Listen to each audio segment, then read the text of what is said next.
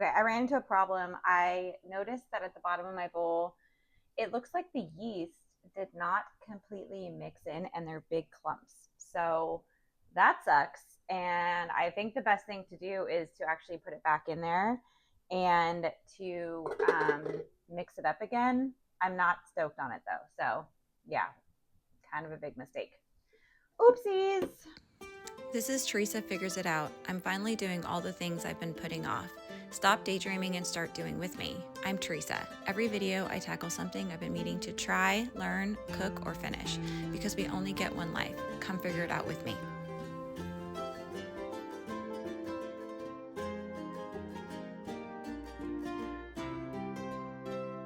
Well, hello and welcome back. This is Teresa Figures It Out. This series, I'm making almost all of the Great British Bacon Show recipes. Today, I will be doing Season 5, Episode 3, Bread Week, and the technical challenge, which is ciabatta bread. If you are new here, hello. Thank you so much for checking us out here.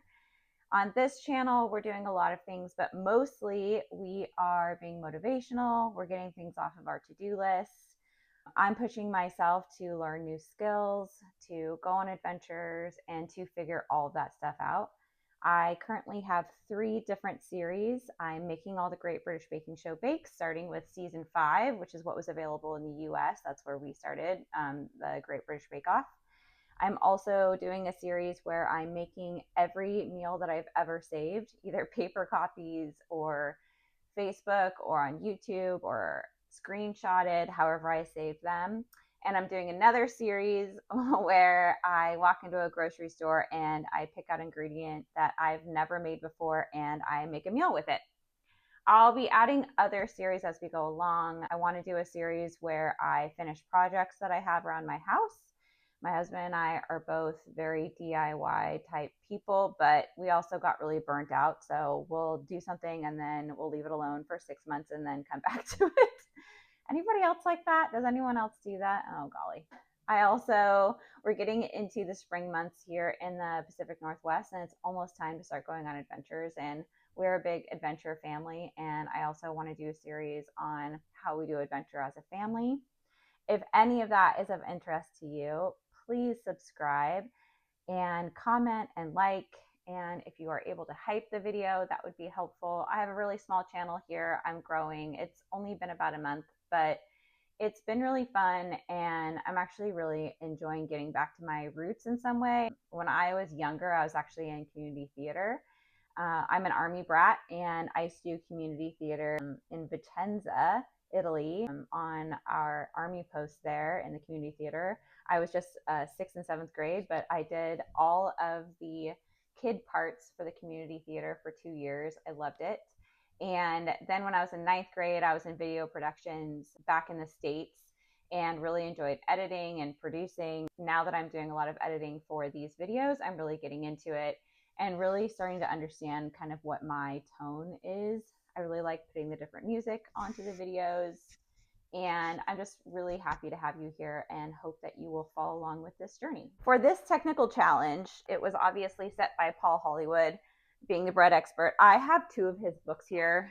I have How to Bake by Paul Hollywood, and I also have 100 Great Breads. And there is ciabatta bread in both of these, although the recipes are different, which I think is kind of interesting. On the show, the biggest piece of advice that he had was be patient. So I'm starting this in the morning, and I'm expecting that this is going to go possibly most of the day, but we will see. We are going to go ahead and get started. The first thing that we need to do is to lightly oil a square container, which I have, and I will go ahead and get started on that.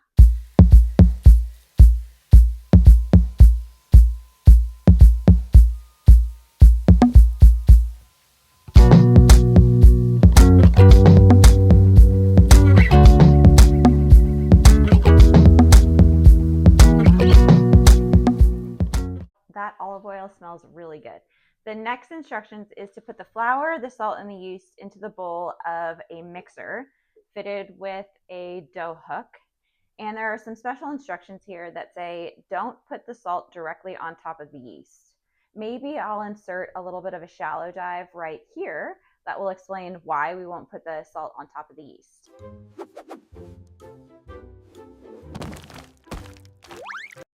Putting salt directly on top of yeast can inhibit or kill the yeast through a process called osmotic shock, where salt draws out moisture from the yeast cells, leading to dehydration. This prevents the yeast from fermenting properly, resulting in a dense bread that fails to rise. Yeast requires moisture to activate. Salt competes for that moisture, weakening the yeast's ability to produce carbon dioxide. To avoid this, mix salt with the flour first, creating a buffer, or add it to the opposite side of the bowl from the yeast.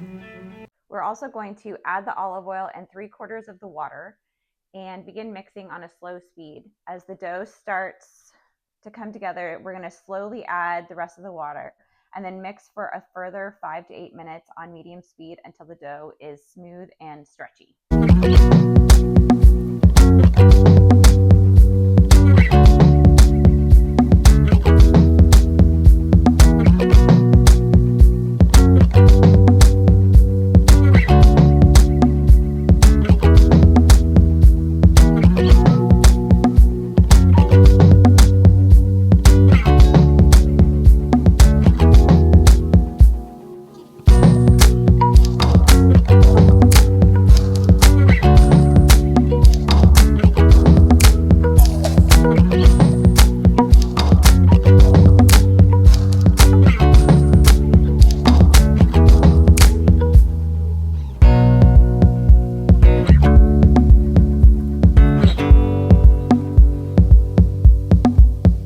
Okay, it has been about 8 minutes. The next instruction is basically that we need to be very careful with our dough. So it sounds like with the ciabatta bread, you are trying to create as many bubbles and keep as many bubbles as possible. So we are supposed to tip our dough, tip it into our container that has been oiled. So I'm going to try to do this as carefully as I possibly can.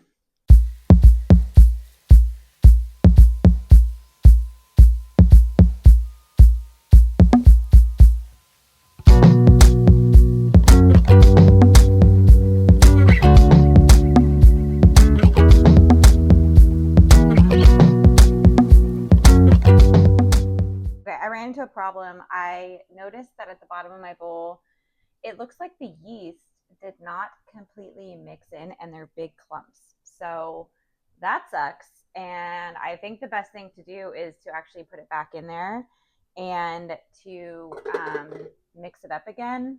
I'm not stoked on it though. So yeah, kind of a big mistake. Oopsies.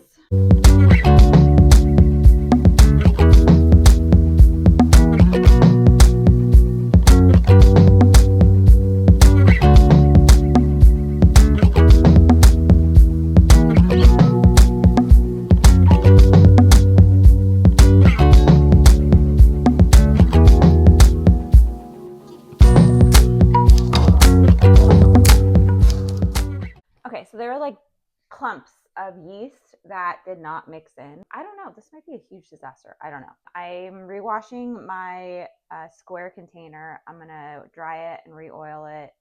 And I hope that this is not now going to be overworked. I don't know. We'll see what happens.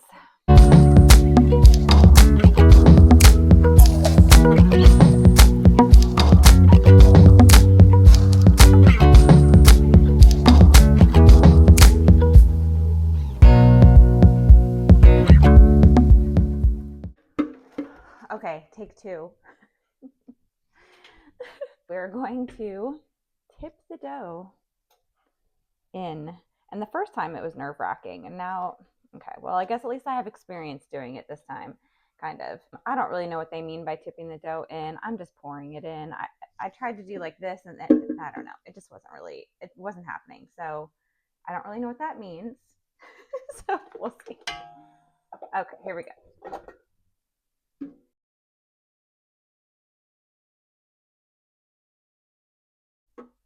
Okay, this is kind of tipping it in, I guess. I'm kind of, at least I didn't drop it in.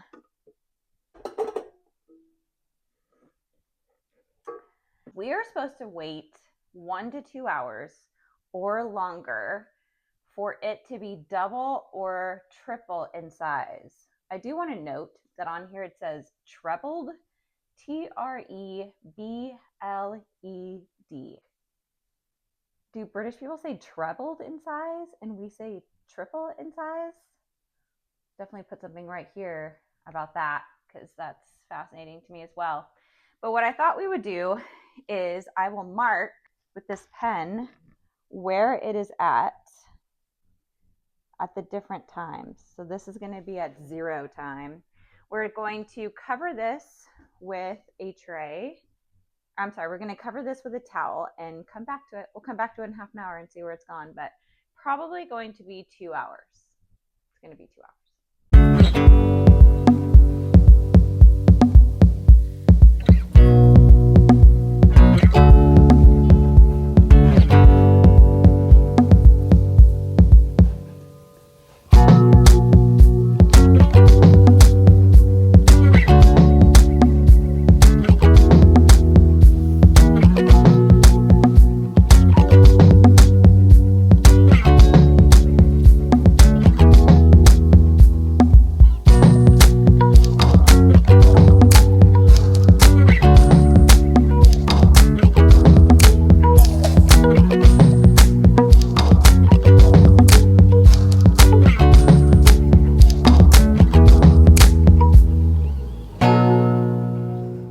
Oh joy, it doubled. Actually, a little bit more than doubled. I'm super stoked. I just came from my workout. I had my timer going and it went off when I was right at the tail end of my workout. So that's really exciting. Good timing. I am going to move on to the next steps. I need to put a crap ton of flour onto my counter. Wow, I can't talk. I need to put a crap ton of flour onto my counter. And then I also need to dust the top and of the dough. And I also need to prepare 2 baking sheets with parchment paper. And then I'm also going to put a little bit of flour on them as well. It doesn't really say how to prepare the baking sheets in this recipe, which is interesting, but that's what I'm going to do. And then I'm going to be very careful when I divide the dough into 4 equal pieces. And then they need to sit for 10 minutes and then they're going in the oven.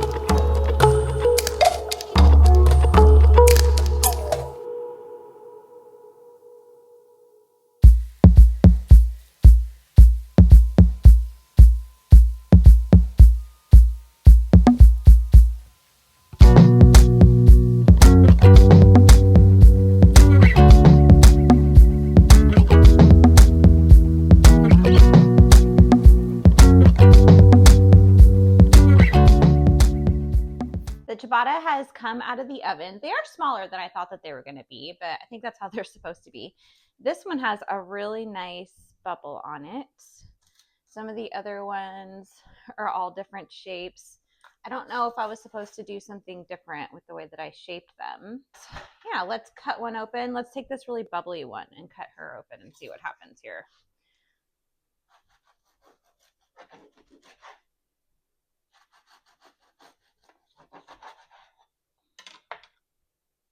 Okay, so there's my bubble. I wonder if I could have cooked it just a little bit longer, maybe.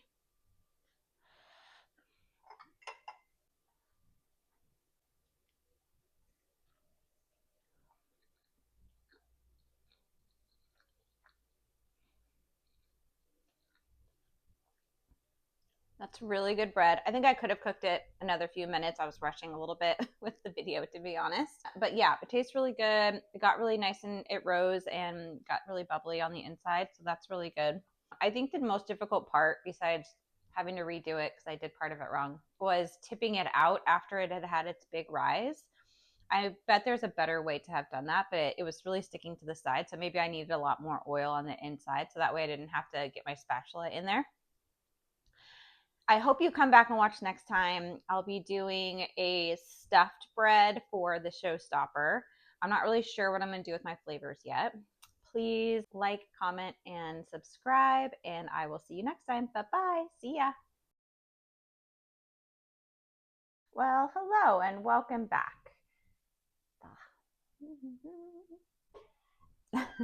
Hello.